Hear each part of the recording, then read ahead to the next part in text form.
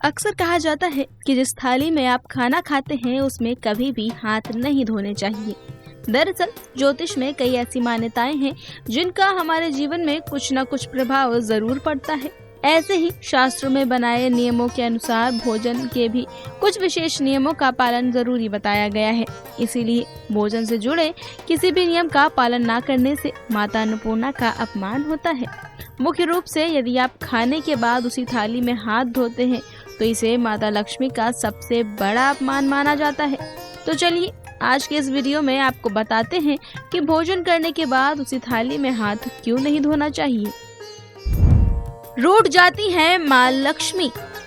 भोजन को माता लक्ष्मी के ही स्वरूप माता अन्नपूर्णा से संबंधित माना जाता है।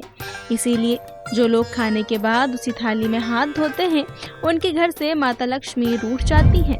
ऐसे घरों में पैसा ज्यादा दिनों तक टिकता नहीं है। भोजन का थाली में ना करे अपमान।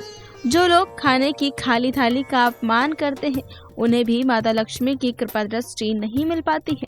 यहाँ तक कि यज्ञ में भी भोजन का विशेष महत्व बताया गया है।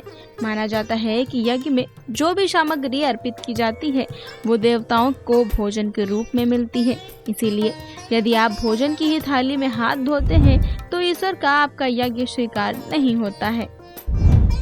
नकारात्मक शक्तियों का होता है आगमन। ज्योतिष शास्त्र के अनुसार यदि हम भोजन के बाद थाली में ही हाथ धोते हैं तो शरीर से जो ऊर्जा निकलती है उसकी ओर नकारात्मक शक्तियां आकर्षित होती हैं और हमारे आसपास इकट्ठा होने लगती हैं। ये नकारात्मक शक्तियां हमारे स्वास्थ्य को खराब कर सकती हैं और हमारे शरीर को कई तरह से नुकसान पहुंचा सकती हैं। इसी वजह से शास्त्रों में कहा गया है कि आप जिस थाली में खाते हैं उसमें कभी भी हाथ ना धोएं।